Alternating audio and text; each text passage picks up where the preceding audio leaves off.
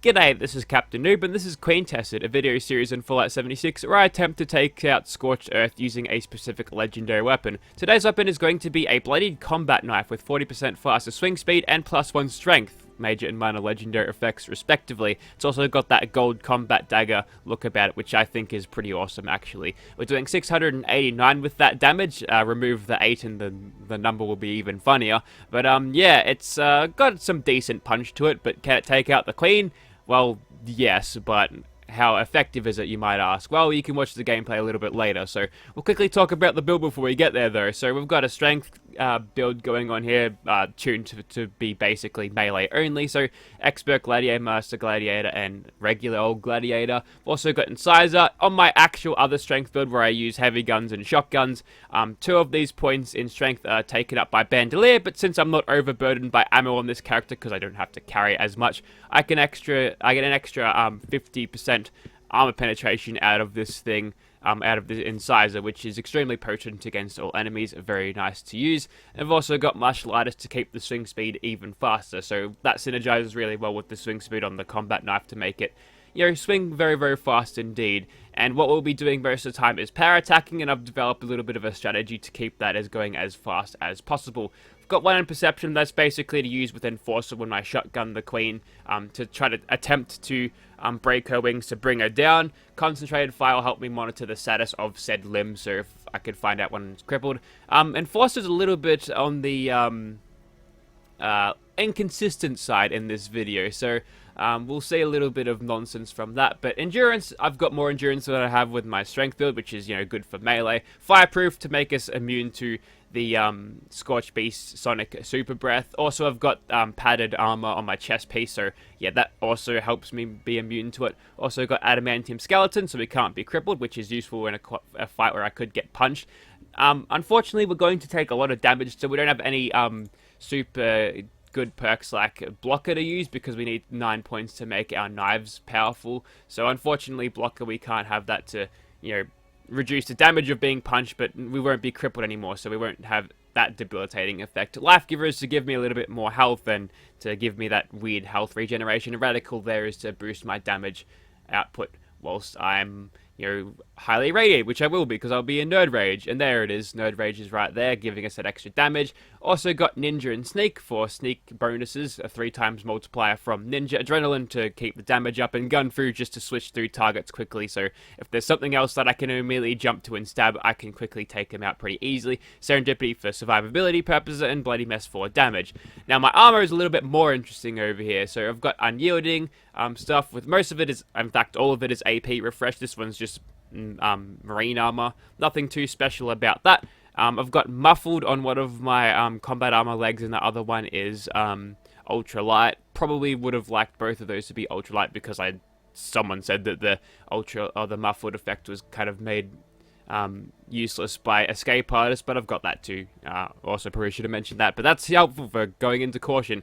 Anyways, you'll notice how I've got the aerodynamic on my armor pieces. That's basically to reduce AP when power attacking, so when I do spam power attacks, it won't drain the AP bar so quickly, so I can able to land more before I need to recharge. So that basically helps my damage output a little bit. I've also got 2 pieces of reducing falling damage, so I'm immune to fall damage. Not that that's really relevant during the fight, but the more relevant thing is the 2 aerodynamic arms. Now, if I was using a unarmed build, I'd definitely put Brawling on, but this weapon is a Gladiator one-handed melee weapon, so yeah.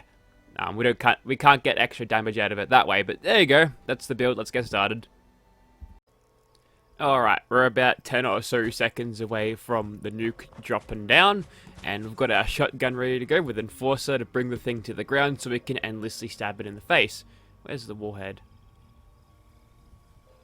Oh, there it is. Here it comes. Big old slam dunk. Would the warhead really make a rocket noise? I feel like it's just falling with gravity. It's falling with style. Anyways, so there's Barbara. She's out and about, and just get her nice and crippled. I was going to use a BE shotgun for this, but it was a pump action and it was slow, so yeah, I didn't do that. Also, quickly, just make sure I do the correct amount of rad meds, and then we can get started on the Queen. Now, the method here is going to be power attacking over and over, and I found that if I'm in third person, my power attacks happen a little bit quicker. So to maximize DPS, most of this fight will be played in third person. Not a bad way to play for a melee character, because you want to be kind of... we are danger now. Oh, she's gotten for a piss. Not a great start there, but yeah, I'm also not in Nerd Rage either. I wanted to have a little bit more rads I had to absorb before I get into Nerd Rage, just in case the radiation was a real problem. And she's aggroed on something else. That's annoying, but we can still force her to land regardless, because we've got a shotgun with Enforcer and explosive bullets. Looks like she's about to land in. Yes, she is. Good, good, good. Get nice and close. We're in Nerd Rage now, and we can just slash her in the face over and over, like this. She doesn't want to stay for very long, though. That's the problem. I need to actually get her really, really crippled, so I'll revise the stratagem. Initiate Photonic Resonance Overcharge, and that'll cripple her wings. Also, I'm seeing angular projectiles around too. That is not where I want her to be. Luckily, Fireproof keeps us nice and immune to that, and the shotgun has just enough punch to take out the odd thing that I can't be bothered switching to my melee weapon for. We get a tiny little bit of range play out of this one. Now, get that fucking Mirelurk spawn out of here. Damage over time from a Angular Huck and Loogies from ages away. If we can get those guys' legs crippled, they're not going to move. Missy Barbara's going for a piss now, so this Angular sons of a bitches, he's going down. And what I'll do is I'll just stab him. Hopefully he doesn't get me. No, I timed that right to when he was spitting at me, so we'll just take out the ads as she's coming in for the landing. Back into caution, should be full adrenaline. 1900 on the face. And once we're out of action points, we'll just start spamming mouse button 1, like so. Getting slightly less damage. She's hit mutation. We just got there in time, which was excellent. Cave Cricket can go away. Take that out. Kill that one. And now we're back to good old-fashioned queen hunting. She decided to land. That Stingwing needs to go, though. That needs to get out of here. Get out of here, you little bastard. There we go. Now, your wings. What's your wings like, this situation? Well, that one's not crippled. We can monitor it in VATS, but we've only got one rank of concentrated fire, so I think that's a more efficient way of taking out the wings. And I've ran into someone, so now that's a damage over time thing, and I got killed. That's okay. Right, back in, and I just had to cure the thing that the Mirelurk King gave me, but this time I want to make real sure that I've crippled a goddamn wing, so we'll just target them in VATS and see if we can't pull a lucky roll out of that. Nope, not quite, but that's okay. We've got it aggroed, and now that Mirelurk King is back, and I'm going to take him out as stealthily as possible because he's got damage over time. Not going to say no to taking out a Yaoguai though. And like happened before, the Scorched Beast landed for a second and then quickly fucked off. There's the Mirelurk King. He didn't get a hit in this time, so no damage over time for me, which is good. Definitely suffering from not having anything like blocker, that's for sure. One dab from the queen and that's me dead. And that's the major thing. Ah, it's another Mirelurk King. Good RNG, great spawning. At least it announces its presence, right? It's not like the lobsters that just kind of show up and then do a ton of damage. Right, your wings, what are they like? That was 2 solid hits on them. Give me this.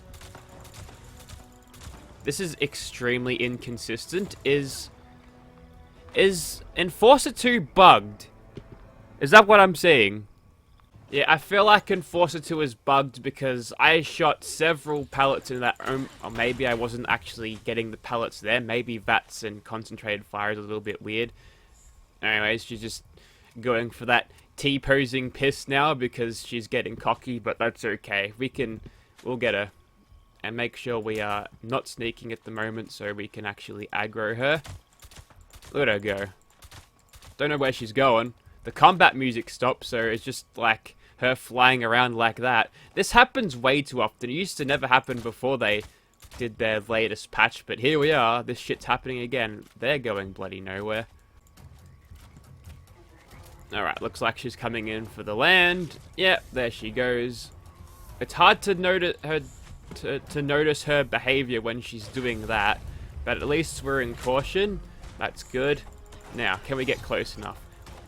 We can apparently headshot her, which means it's time for the old plan.